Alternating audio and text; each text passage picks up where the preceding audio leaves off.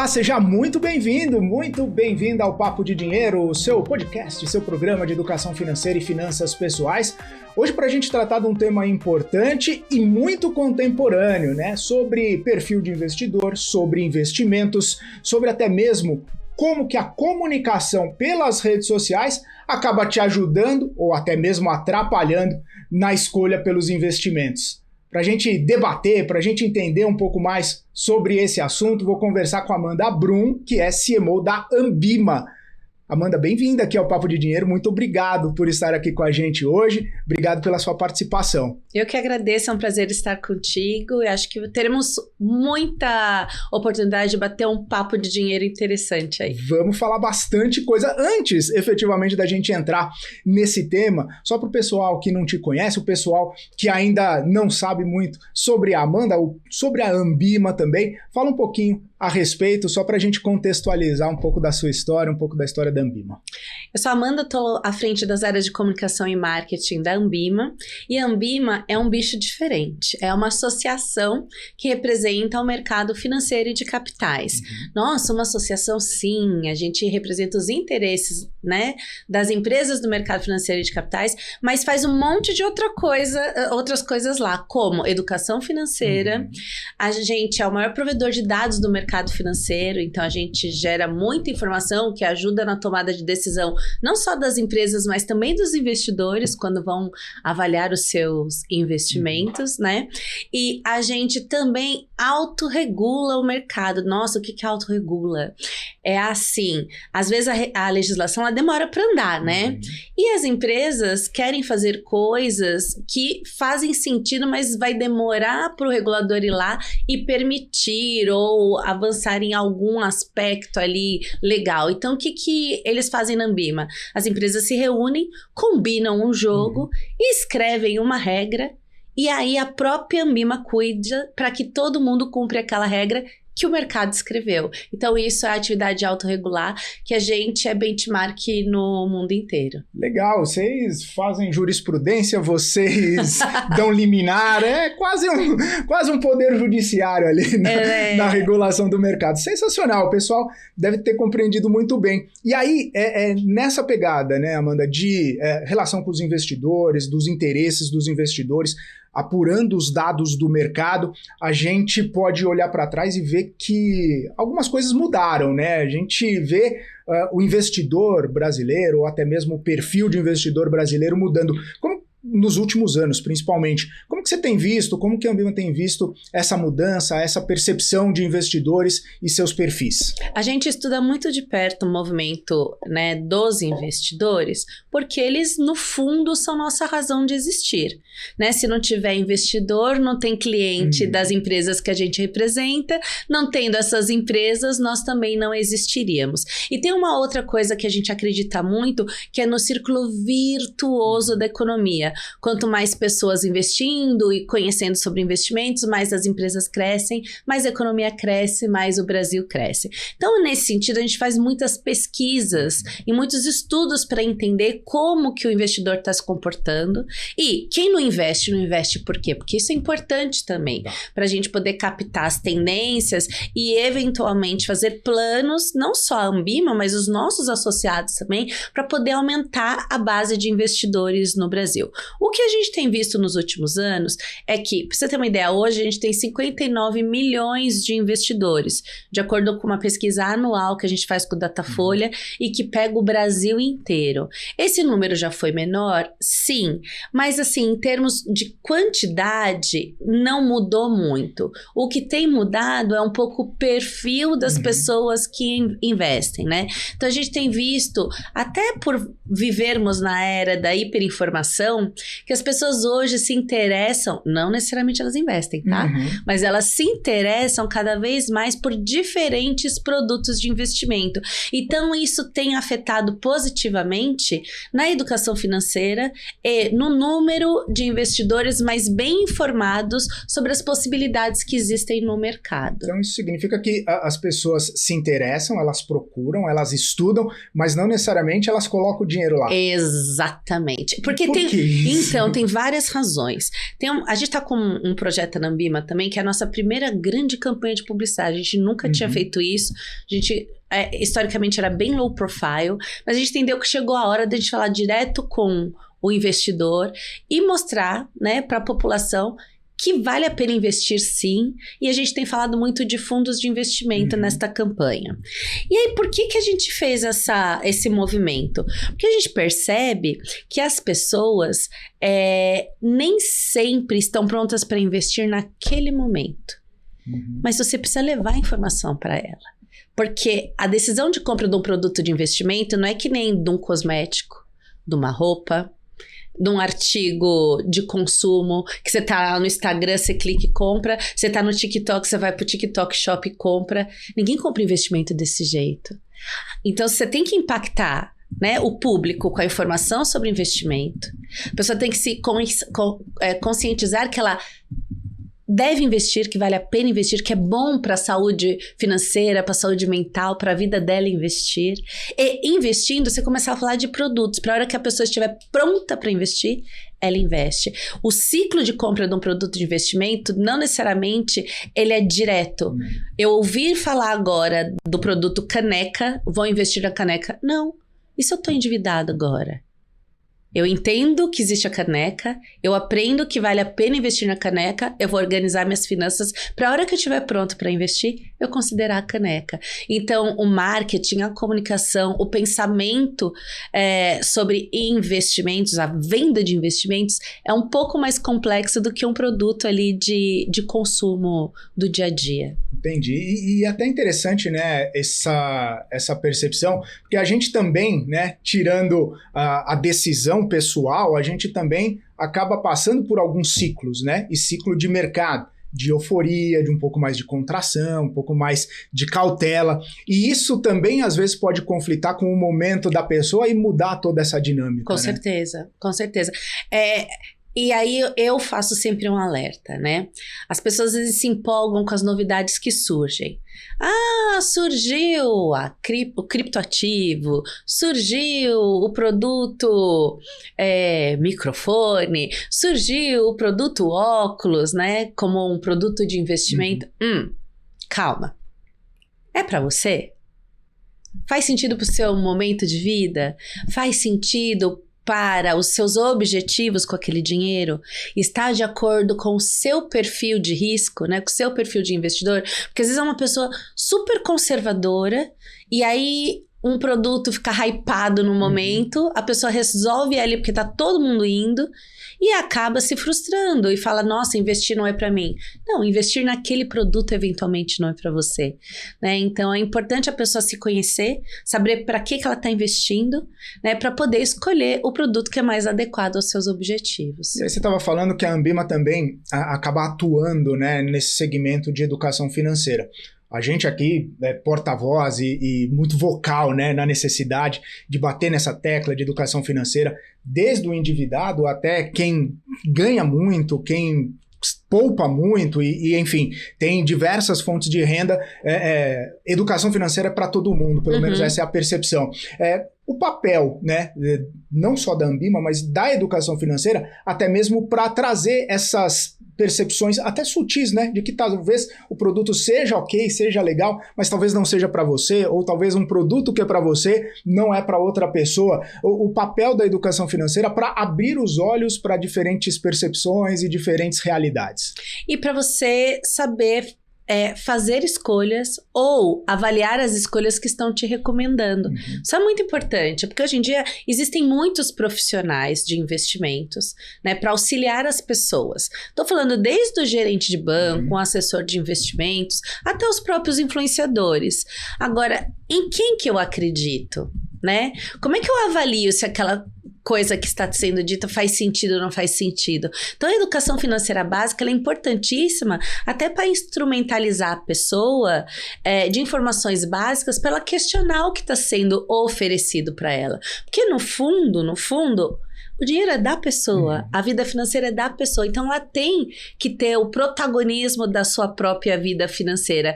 E sem educação financeira, isso fica muito difícil. E se aplica, e assim, não estamos inventando a roda, né? Se aplica para qualquer outra área da vida, né? Então, assim, a gente aprende biologia e tem noções básicas de como funciona o corpo humano, até para na hora que você tá se consultando com o médico, você saber fazer uma pergunta, você conseguir entender o que ele tá te falando. Então, um depara é esse. Você tem que ter um mínimo de educação financeira para você entender o que as pessoas estão te oferecendo, ou o que você tá vendo ali na prateleira de uma corretora, de um banco, quando você resolve comprar um investimento. E aí, no dia a dia, Amanda, quando algumas pessoas vão fazer consultas ou nas pesquisas que vocês fazem, qual que é, né, a principal dúvida ou a principal questão que é colocada ali pelos investidores até nessa parte da educação financeira? O que vocês percebem que talvez seja um ruído numa comunicação ou algo que não esteja muito bem alinhado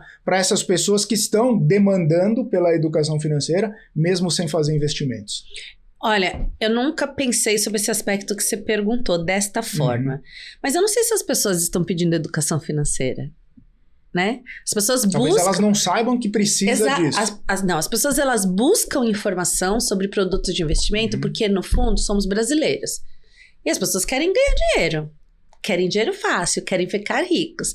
Não que a educação financeira, eles acreditem que eles precisam disso para poder investir. Mas buscam informações que estão ali, né, dentro do arcabouço de educação financeira para poder ganhar mais dinheiro. Então, eu acho que a educação financeira ainda entra na vida das pessoas de uma forma torta. A gente não tem ainda uma educação financeira formal nas escolas do Brasil inteiro, por exemplo. Até um programa que a Ambima desenvolveu agora com o Banco Central, com o Sebrae, com o CVM, para levar a educação financeira para escolas do Brasil inteiro, do ensino médio.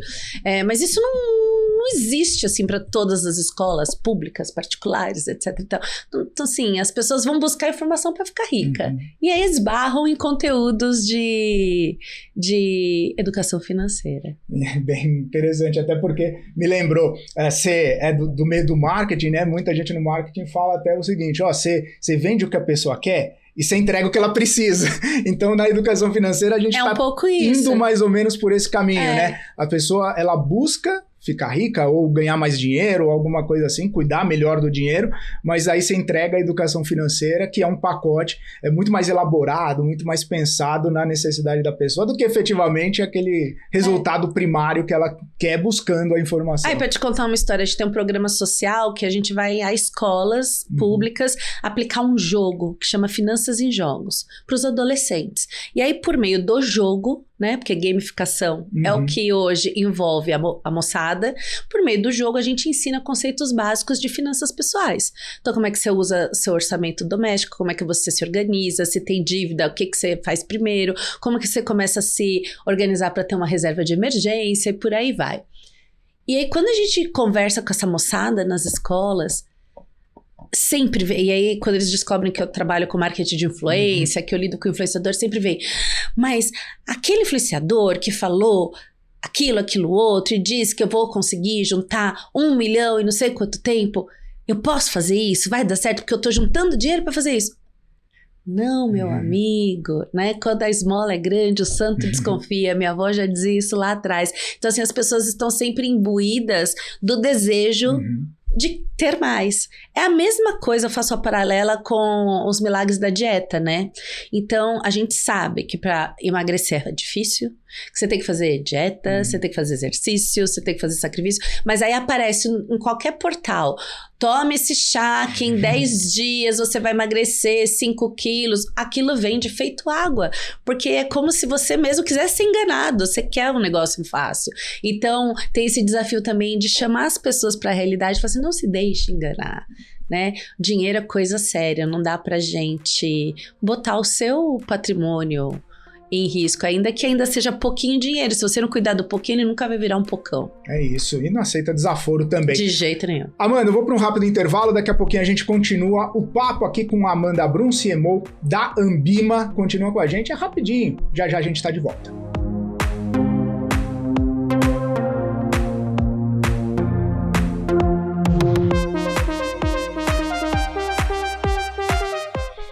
Muito bem, estamos de volta aqui no Papo de Dinheiro, conversando com Amanda Brum, ela que é CMO da Ambima.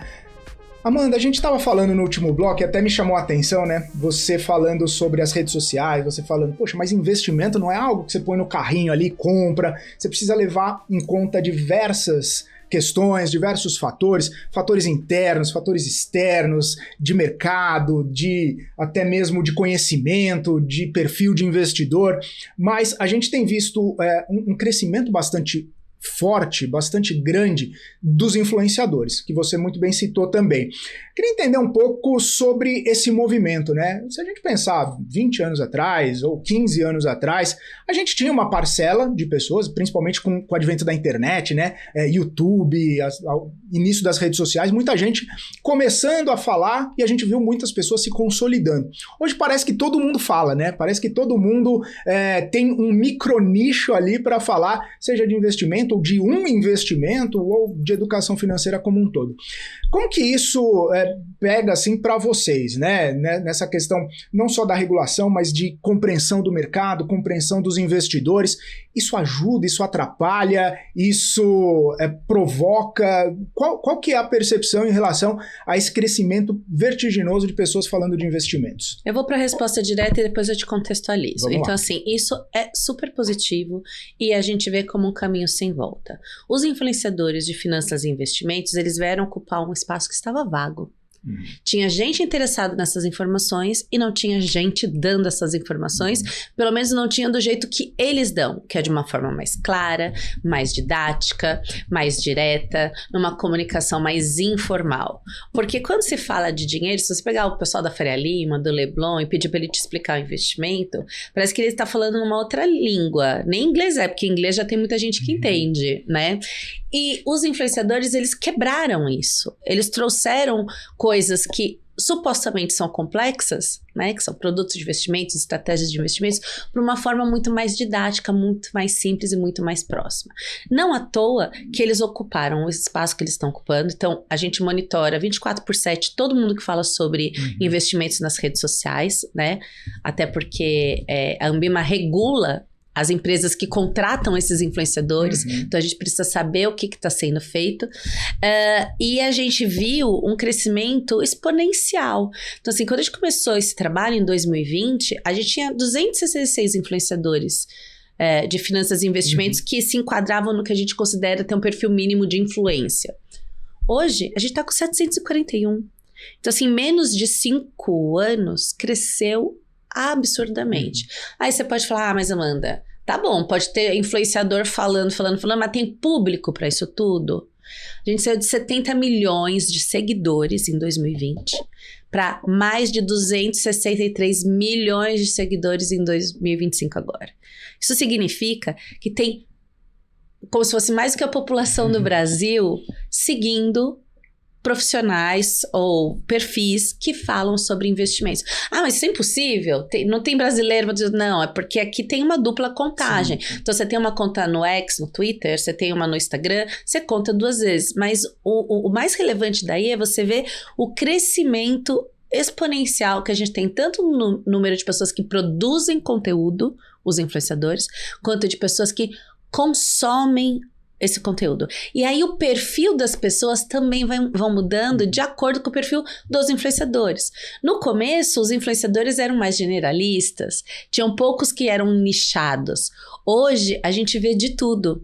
Tem influenciador que é ultra nichado, que fala só sobre um produto específico de investimento, né? Tem outros que falam, super nichados, que fazem análises de empresas, né? E a gente percebeu que o investidor, o consumidor dessa informação também foi se diversificando. Então, à medida que ele foi se informando mais, porque entra no topo do funil, né? Então, entra citando nomes aqui, com profissionais como Natália Arcuri, como Primo Pobre, ou Primo Rico. Tem os dois. Né? Favelado investidor e tal. Então, entra nesses perfis mais generalistas. Gostei dessa brincadeira. Vai procurando informação mais aprofundada. Ah, gostei. E vai indo, até chegar a gente tem influenciador que fala de mercado de derivativos, que é algo super complexo, né? E que tem poucas pessoas que investem ainda no Brasil, se a gente for considerar o total da população. Então, tem evoluído muito e hoje a gente tem influenciador para todo tipo de consumidor. E quando a gente fala do tom, né, ou da forma como esses influenciadores se comportam, claro que a gente tem os profissionais, inclusive vindo da academia, os professores, né, que acabam ganhando essa relevância, até pela didática, pela forma fácil, né, de ensinar, de explicar e tudo mais. Mas tem a parte, obviamente, que acaba gerando alguma cautela, alguma preocupação, inclusive quando você fala que vocês monitoram 24/7 os influenciadores. O tom, ou pelo menos a abordagem, isso traz ou já trouxe algum tipo de preocupação, de apreensão pelo caminho que estava sendo levado? A nossa preocupação é com as melhores práticas. Então, assim, vamos lembrar que o mercado financeiro é um dos mais regulados do Brasil, né? Acho que, tirando o mercado farmacêutico, talvez o mercado financeiro seja o mais regulado ou tão regulado quanto o farmacêutico. Então, significa que tem muitas regras para falar de produtos de investimentos. E aí não são regras só da Anbima. Tem regras da CVM, que é o regulador oficial do mercado, tem regras do Banco Central, tem regras do Código do Consumidor, tem regras da BSM, que também é a autorreguladora do mercado financeiro, tem regras da CVM que eu já falei. E aí, por que tem essas regras? Porque você não pode falar de investimentos que nem você fala de uma banana, né? Você não pode falar assim, compre esta xícara, porque ela vai fazer você ganhar XYZ. Não, quem é que garante que vai ganhar XYZ? Entendeu? Então tem toda uma responsabilidade na venda com produtos de investimentos que já existe há muito tempo nas regulações e que a gente observa para ver se os influenciadores contratados pelas nossas empresas, pelas empresas que fazem parte da Anbima, estão seguindo essas melhores práticas. Então, por exemplo, eu sou dona de uma empresa que tem fundos de investimentos imobiliários. Eu sou influenciadora também. Aí eu vou nas minhas redes sociais e começo a falar maravilhas dos fundos imobiliários da empresa Amanda Brum. E não deixo claro para quem está me vendo que eu sou dona dessa empresa. Ou seja, o meu conflito de interesse não está claro. Isso não pode acontecer. Então, esse tipo de coisa que a gente observa. Então, você está deixando claro qual é a sua relação com este produto ou essa empresa que você representa, tá deixando claro que aquilo é um public post, que você está sendo pago para falar por aquilo, você tem um contrato sacramentado com uma empresa que deixa claro o que você tem que entregar, o que você não tem que entregar, você tem capacitação técnica para falar do que você está falando, porque o mercado financeiro exige certificações. Então, se você quer ser um analista, você tem que ter uma certificação para fazer análise de investimentos. Você quer sugerir investimentos, você tem que ter uma certificação de especialista de investimentos. Então, aquele influenciador que está falando ali, ele tem capacitação para isso? São esses os cuidados e as preocupações que a gente tem, porque no fundo, o que a gente quer é que a pessoa lá na ponta receba a melhor informação possível.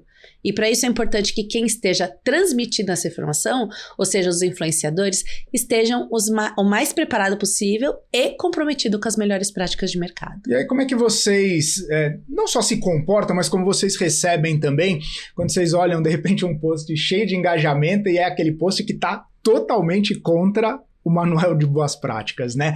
Como que vocês percebem que de repente a população está engajando ou está dando publicidade ou dando apoio para alguém que não está muito correto nesse caminho que está sendo trilhado? O que a gente faz, como a gente é a associação que representa as empresas do mercado, a gente atua nas empresas. Então, a gente não faz um trabalho de... personalíssimo ali. Isso, eu vi que você escreveu uma bobagem na sua rede social, eu como Anbima, eu não vou chegar para você e falar assim, olha só, meu amigo, como é que você faz um negócio desse? Não pode, eu posso te punir, agora não posso, porque eu sou uma associação que representa o mercado. Mas eu posso chegar no BTG, no Bradesco, na XP, no Itaú que te contratou e falar assim, olha aqui o influenciador que você contratou. Olha o que ele tá falando. Como é que você contrata um influenciador desse? Você segue as minhas regras, Anbima, de melhores práticas. E você botou alguém para falar por você e que não está comprometido com essas melhores... Cobra desse influenciador, né, um comportamento mais compliance, né, mas dentro das regras. Então, é assim que a gente atua. E você percebe que com essas normas, com esse manual de boas práticas, com essas regras, ou até mesmo com essa observação mais cuidadosa, né, e esse trabalho com as empresas, a própria população, os próprios seguidores, eles conseguem também identificar e eles conseguem ter mais informações interessantes e buscar por informações mais corretas por conta desse trabalho? É possível fazer uma mensuração? A ligação direta, ela é complexa, ela não é simples de ser feita. Então, vamos lá. Como que influenciador ganha dinheiro? Você sabe? Não, brincadeira. Influenciador, quando são os gigantes, eles ganham muito dinheiro com o Google Ads, que são os anúncios do Google. Quando eles não são gigantes, o que vem de dinheiro de Google Ads é muito pouco. É uma publi ou outra, né? Um patrocínio pontual. Eles ganham dinheiro com o quê? Venda de curso e parceria com empresas que estão dentro da Ambima, empresas do mercado de capitais. Então é o seguinte, a hora que Ambima exige você, Itaú, Bradesco, BTG, Santander, XP, você só pode contratar influenciador que esteja comprometido com as melhores práticas. O que eu estou forçando indiretamente? Que os influenciadores, que o mercado de influência se comprometa com as melhores práticas, porque senão ele não consegue fazer parceria. E se ele não faz parceria, ele não ganha dinheiro. É uma ligação direta. Esse é um caminho. O outro caminho é o caminho da oferta de produto ruim. Então é o seguinte, você vai lá, você compra o produto uma vez, ele é uma porcaria, você vai indicar ele para alguém? Não, você vai desrecomendar. E as pesquisas mostram que você fala mal para 10, fala bem para 2, né? Então você vai falar, pô, esse cara me sugeriu tal coisa, deu tudo errado, eu me ferrei. E aí com isso a gente vê, ao longo desses 5 anos, eu vi perfis que eram grandes minguarem. Porque a pessoa falava coisas que depois não se concretizavam. E o público não é besta. O brasileiro não é burro, né? Então, você se deixa enganar num primeiro momento por falta de informação, você faz o que a pessoa faz, não dá certo, você não continua fazendo. Então, tem esses 2 mecanismos, entre outros, que acabam fazendo com que quem não está comprometido com as melhores práticas e que está de picaretagem, acaba sendo limado naturalmente do mercado. E você viu o influenciador mudar um pouco a percepção, se enquadrar e crescer e tudo mais, absorver, né, as orientações, as dicas? Quando a gente lançou um manual que chama Tá na Rede, que traz todas as regras, as melhores práticas de mercado, traduzidas numa linguagem mais informal, porque regra de mercado financeiro, meu amigo, é um juridiquês que você olha assim e fala assim, meu pai do céu, o que eu vou fazer com isso? É igual decreto legislativo, Tipo isso. Aí você lê, você fala, eu não sei se eu tô fazendo certo, se eu tô fazendo errado, porque eu nem entendi o que eu li, entendeu? Então, o que a gente fez? A gente deu uma traduzida nessas regras para comunicadores, porque os influenciadores são comunicadores, entenderem o que é esperado deles. E aí, as empresas que contratam os influenciadores também usam esse manual para ser meu amigo. Você tem que cumprir isso daqui, essas são as melhores práticas. Quando a gente fez esse manual, e nesse manual veio assim, olha, se você fala de educação financeira como um todo, é indicado que você tenha pelo menos uma certificação CPA 20 ou a CEA. Se você faz análise, você tem que ter uma CNPI, que é a certificação de analista. Se você faz trade, poxa, você tem que ter a PQO, né, que é uma certificação de quem fica operando com compra, venda de ativos, de ações e tal.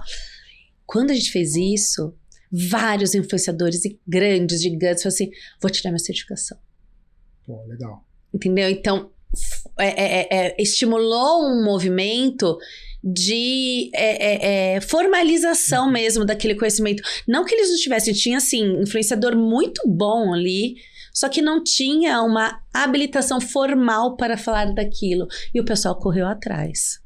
E aí mostra a dedicação, mostra o respeito. Respeito ao público, né? De dizer, eu estou aqui, eu tenho capacitação para falar do que eu estou falando para você. E esse é um dos cuidados que eu sempre recomendo que as pessoas tomem quando elas ouvem influenciadores, né? Tem tempo ou você vai pro próximo bloco? Pode falar. Então, falou assim, todo mundo tem os seus influenciadores de estimação. Então, antes de você fazer ipsis literis o que a pessoa tá fazendo, entende quem é essa pessoa. Ela tem capacitação para falar daquilo que ela tá falando? O que a deu de capacitação para ela estar falando daquilo, né? Esse é um aspecto. Outro aspecto se a oferta ali estiver prometendo coisas muito maravilhosas, desconfie. Minha avó já dizia lá no século retrasado que quando a esmola é grande, o santo desconfia, tem que desconfiar mesmo. Investimento é processo, né? Acúmulo ali de renda, trabalhando a renda, não é mágica que você investe 10 e no mês que vem você vai ter 100. Ou que você investe 100 e no mês que vem você vai ter 1.000. Ou que você investiu 1.000, você vai ter 1 milhão. Não é assim. Se alguém prometer isso, desconfie. Né? Outra coisa que é muito importante tá todo mundo falando que a xícara é azul. E aí aparece o cidadão lá e fala que a xícara é amarela. E que a xícara amarela vai fazer você ganhar mundos e fundos. Desconfie. Se tá todo mundo numa direção falando uma coisa e vem alguém falando algo totalmente diferente, desconfie. Então, assim, a gente não pode ser ingênuo também de comprar pelo valor de face tudo o que as pessoas estão falando ali nas redes sociais. Tem que ter essa desconfiança e o senso crítico de questionar o que a pessoa tá te oferecendo. Dinheiro, a gente falou no finalzinho do primeiro bloco e falo de novo, não aceita desaforo de também. Jeito nenhum. Amanda, agora sim, vou para mais um intervalo, daqui a pouquinho a gente volta com o Papo de Dinheiro aqui com a Amanda Brum, CMO da Ambima. O papo tá bom, continua com a gente, daqui a pouquinho a gente volta.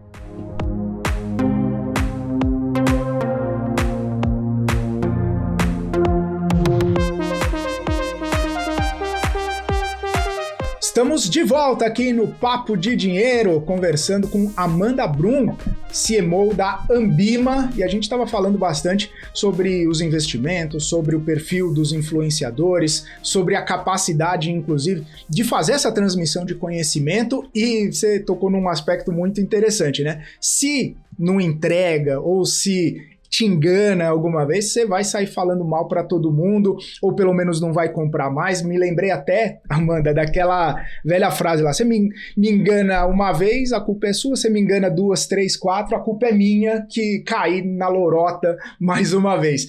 E aí, eu quero aproveitar esse gancho aqui para a gente falar um pouquinho sobre o comportamento, inclusive, dos investidores diante de alguns movimentos do mercado. Explico. A gente estava num ambiente, né, antes de 2020, num bull market fervoroso, né? A gente, bolsa subindo, qualquer ativo que você comprava subia, a gente via muitos influenciadores, inclusive, falando, né, de investimentos, falando de bolsa, falando de renda variável, e depois a gente teve uma ruptura. E aí, muita gente agora está com o pé atrás de voltar para a renda variável, com o pé atrás de se deixar, né, fazer investimentos com receio do que viveu ou com receio do que viu lá atrás, muito embora a gente possa estar vivendo aí um momento até mesmo interessante para essa classe de ativo. A gente tem visto muitos investidores, muitos influenciadores falando de renda fixa agora. Nesse contexto, e com esse preâmbulo gigantesco que eu fiz aqui, o perfil dos investidores vai mudando também conforme a gente vê o ciclo do mercado, o perfil dos influenciadores, o perfil de quem comunica para a educação financeira. Você está percebendo essa mudança, você está percebendo essa adaptação para cenários por conta disso? Vou começar com uma má notícia. Essa tanta gente que estava ali no bull market agora, não é tanta gente. Né? A gente tem que lembrar que a gente vive numa bolha da bolha da bolha. A hora que a gente olha para o Brasil inteiro, né? De novo, a gente tem 59 milhões de pessoas só que tem algum investimento né, financeiro. É muito pouca gente. E a hora que a gente olha para esses 59 milhões, a esmagadora maioria tem produtos o quê? De renda fixa, super conservadores. o produto mais comum, o mais usado é a boa e velha, boa não, mas a velha caderneta de poupança. Então, assim, como a gente convive, né, com temas de mercado, a gente fala de dinheiro, a gente conversa com investidores mais bem informados, a gente traz informação para as pessoas, a gente fica às vezes com esta impressão de que tem muita gente neste movimento. Não, não tem.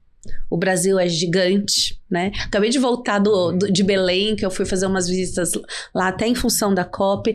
E aí eu tive aquele choque de realidade que um profissional de marketing tem que ter todo mês. De você ir para algum lugar e falar assim, opa, meu público não é aquele que anda na Faria Lima. É esse aqui também, entendeu? Então, assim, as realidades são muito distantes. Mas tem mudado o perfil do investidor? Tem evoluído. Então, assim, o investidor, ele tem acesso a mais informação sobre produtos, tem tomado decisões, né, melhores. Aí eu tô falando do nichinho ali que investe, né?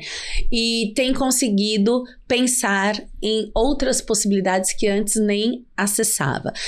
Pensando nos produtos de renda fixa, tem um dado bem interessante, que quando os influenciadores falam de produtos de renda fixa, o engajamento é muito, mas muito maior do que quando eles falam de produtos que são os mais sexys, né, do momento.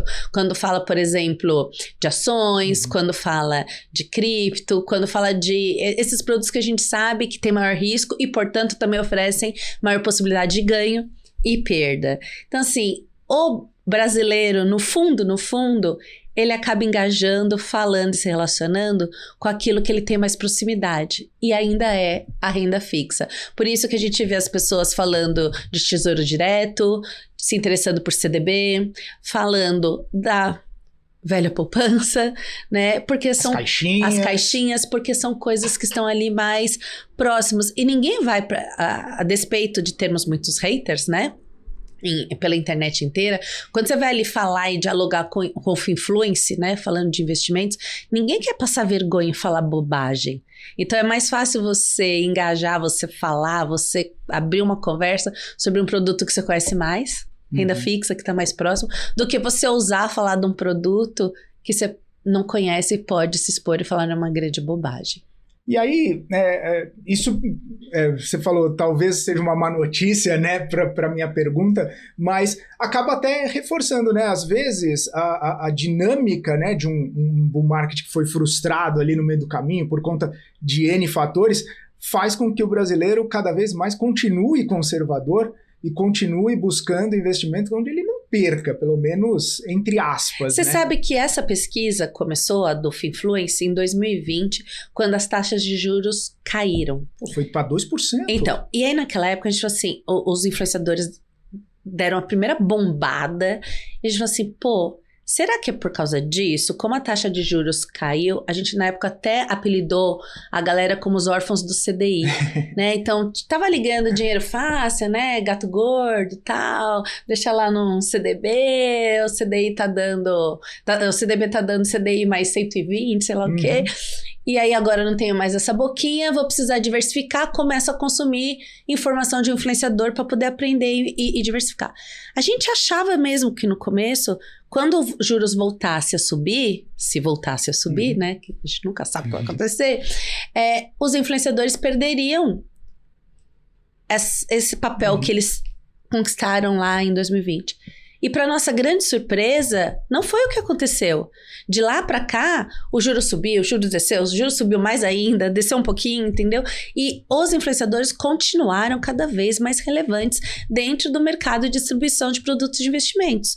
Eles assumiram um papel ali importante e tem um diálogo super relevante com quem compra investimento. Então, assim, eles vieram para ficar. Não tem outra... Não temos a mínima dúvida disso mais. Entendi. E é até interessante, né? Porque você me fez lembrar, por essa busca, né, de alternativas e tudo mais, a gente teve aquela safra de IPOs e muita gente perdeu dinheiro, né? Muita gente acabou se frustrando, small caps, e jogava dinheiro em small caps, é um mercado muito líquido, precisando de diversificação.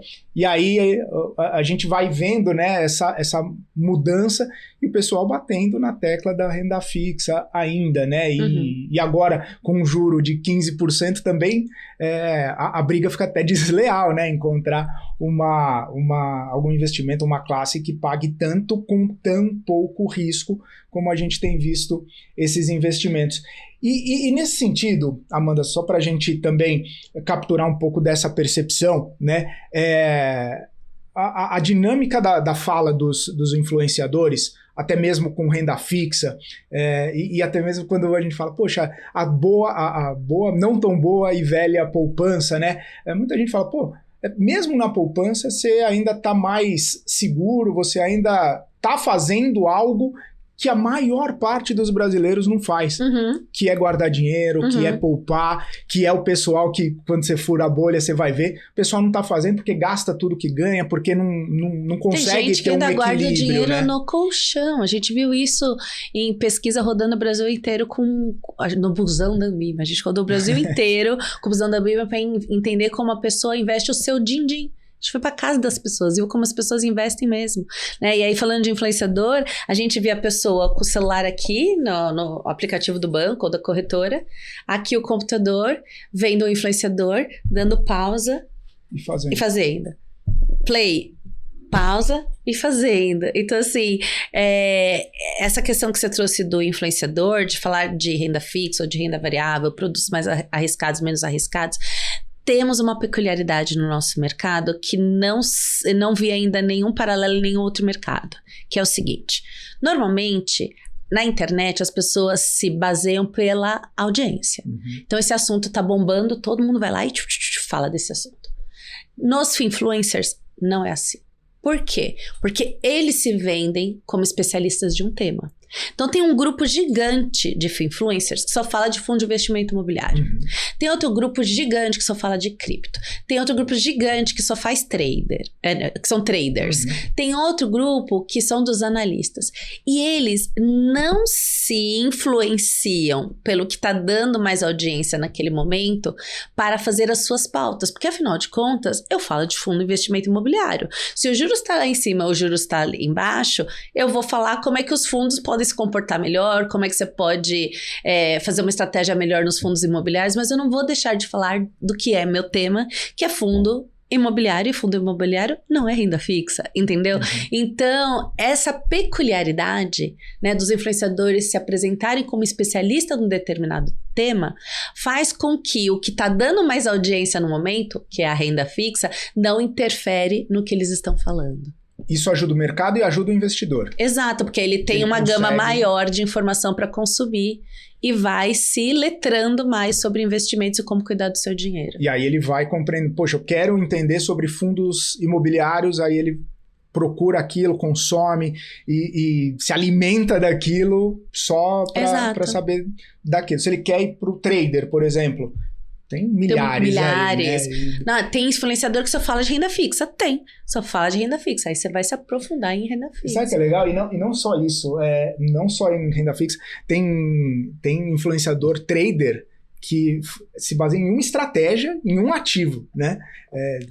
Tem outra estratégia. Não, mas aí eu já não falo disso. Exato. A minha estratégia é essa. Eu faço o nicho do nicho do nicho. E tem uma audiência absurda, né? Exato. E aí que é interessante você compreender para também entender o que a população está demandando em determinadas circunstâncias. É um desafio para vocês, inclusive, enquanto Ambima, lidar com essa gama tão complexa e tão ampla assim. Eu acho uma delícia. Que bom que tem tanta gente falando de investimento, que bom que tem tanta gente se interessando por investimento.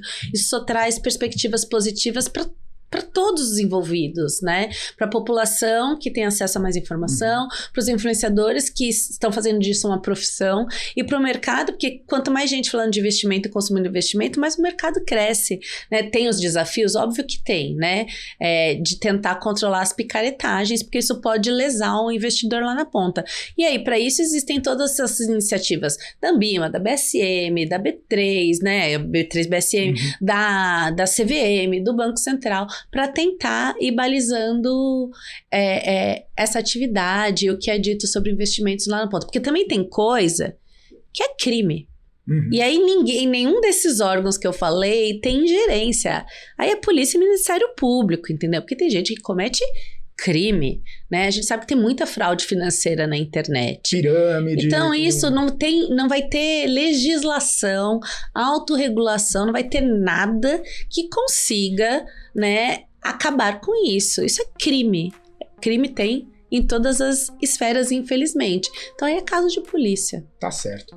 Amanda, mais um intervalo, o último intervalo aqui do nosso Papo de Dinheiro. Daqui a pouquinho a gente volta batendo mais papo com a Amanda Brum, CMO da Ambima. Fique com a gente.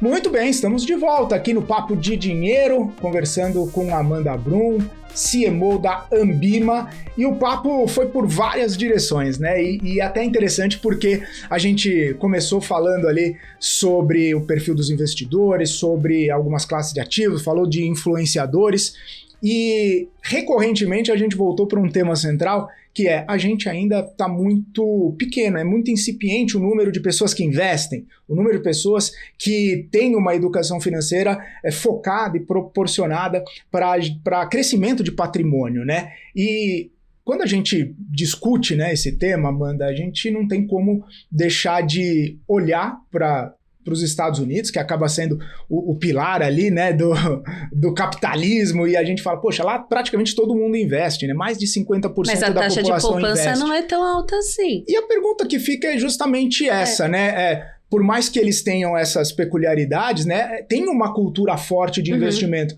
A gente está caminhando para algo parecido, a gente está com uma atração interessante, principalmente agora, nesse ambiente de educação financeira, dos influenciadores batendo firme nessas questões e das pessoas, como você muito bem disse, ampliando as procuras por produtos e por conhecimento de investimentos? Agora falando eu como Amanda, ser humano, sou uma otimista nesse sentido. Eu acredito sim que isso vai crescer. Porque o investimento, quando a gente ouve a população nas nossas pesquisas, a gente pergunta, você investe por quê? O que te leva a investir? O principal motivo é segurança. Porque quando você investe, você tem uma segurança financeira, você tem ali um dinheiro guardado, sabe que esse dinheiro está rendendo alguma coisinha, que vai te dar uma segurança para o caso de você perder o emprego, ou de alguém na sua família ter uma doença, ou te dar uma segurança se surge uma oportunidade de fazer um curso, de comprar um equipamento novo para o seu trabalho. Então, assim, essa questão da segurança é o que motiva, é o que mais motiva o brasileiro a investir, e isso me leva a ser otimista em acreditar que as pessoas vão cada vez investir mais, sim. Só que a gente também não pode fechar os olhos para o fato de que somos ainda um país que tem uma desigualdade muito grande e que tem pessoas que ainda estão ali, né, sofrendo, né, para trabalhar de dia para pagar o da noite. Acho que a tendência é que tudo vai evoluindo e se crie um ambiente melhor, né, para a poupança e para o investimento. Agora tem uma coisa que é interessante. A gente tomou na cabeça, porque a gente, quando começou a fazer o raio-x do investidor, a gente começou a fazer estudando só classe A, B e C. Então, quem é que investe no Brasil que seja da classe A, B e C? A gente ignorou a classe D e E, porque a gente intuiu que classe D e E, como ganha pouco, não investe. E aí, um belo dia, quando a gente estava com um grupo de especialistas de educação de outras áreas, eles falaram assim, não, mas por que? Quem disse para vocês? Vocês estão partindo de uma premissa que não se testou. Vai para a rua e testa.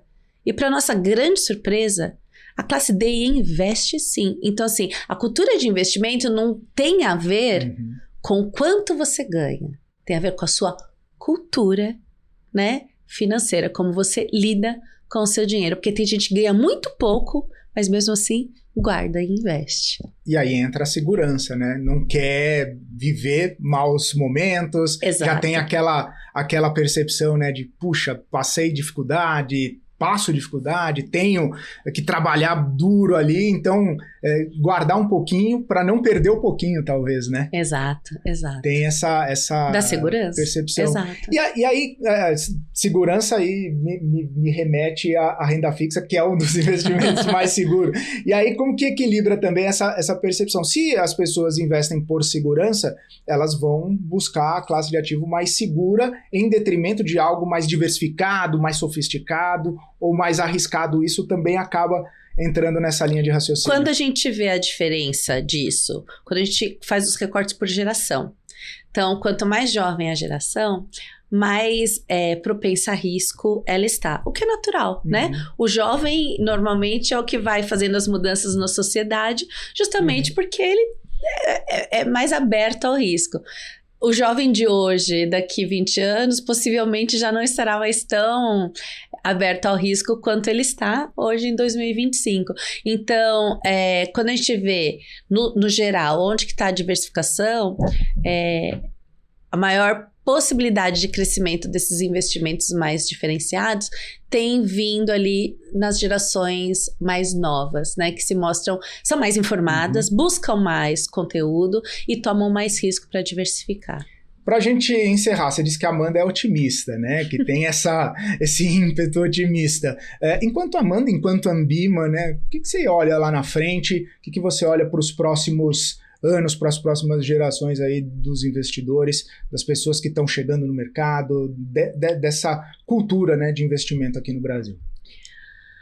Olha, eu acho que a gente tem um caminho amplo pela frente. Quando se tem pouca coisa ainda feita, ao invés de pensar tem pouca coisa, eu prefiro ver ainda temos muito espaço para crescer, para avançar, para ter uma população mais educada financeiramente, mais letrada, que consiga lidar melhor com o seu dinheiro. E isso acaba trazendo benefícios para a sociedade como um todo. Eu educo meu filho, que é pequeno, que tem 6 anos, a lidar com o dinheiro como se o dinheiro fosse algo bom para ele e que pode fazer a vida dele ficar ainda melhor. E ele já sabe que do dinheirinho que ele ganha, para ficar mais fácil, eu falo metade, tem que investir, porque quem investe o dinheiro cresce, é assim que eu falo para ele. Então, eu acredito numa sociedade em que trabalhe melhor com o seu dinheiro, para que todo mundo viva melhor e tenha uma vida mais tranquila. Maravilha. Amanda, para a gente encerrar agora, finalizando, se alguém tiver uma dúvida, se alguém tiver uma pergunta, se alguém tiver uma reclamação para fazer para a Ambima, como é que acham vocês? Como é que consegue entrar em contato com vocês lá na Ambima? Pode entrar em contato conosco pelo faleconosco@ambima.com.br e a gente também no site tem o telefone que você pode falar com a gente pelo nosso atendimento. Legal. Obrigado, viu? Obrigado pela disponibilidade, obrigado pela aula que deu aqui pra gente sobre várias questões, principalmente o que faz a Ambima, como faz e como que regula, que é um trabalho sensacional, fantástico. Tá de parabéns. Obrigada, foi um prazer. Precisando de mim, precisando da Ambima, estamos à disposição. Obrigado. Conversamos aqui com Amanda Brum, CMO da Ambima, finalizando o Papo de Dinheiro dessa semana, que trouxe muito conteúdo aqui para vocês, além dos conteúdos que eu sei que vocês veem lá nas redes sociais, dos influenciadores, tem conteúdo aqui no Papo de Dinheiro também. Obrigado, viu, pela audiência, obrigado pela companhia. A gente volta na próxima semana aqui no Papo de Dinheiro com mais conteúdos, com mais temas interessantes para você, sua educação financeira, suas finanças pessoais. Forte abraço, até a próxima semana. Tchau, tchau.